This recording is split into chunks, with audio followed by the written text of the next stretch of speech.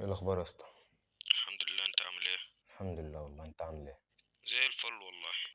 يا اخي انا دلوقتي لو حبيت اعمل متجر الكتروني وكلمت شركه، ممكن المنصه يعني لو عملت متجر يعني ممكن يكون في حدود كام سعر؟ تقريبا في حدود 100,000 جنيه. 100,000؟ ايوه يا راجل، 100,000 ده اقل حاجة كمان. ما بتعرفش مثلا حاجه كده يعني سعرها حنين؟ انا سمعت عن حاجة اسمها ابمكي جروب. ابمكي جروب؟ ابمكي جروب، ابحث عليه. نشوفها دي. دي كمان بتعمل بوسترات وصور مصغرة. كمان اه، بوسترات بالظبط. وبوسترات عارف برضه تنفذ صناعة لا انا المحتوى هشوفها. يعني.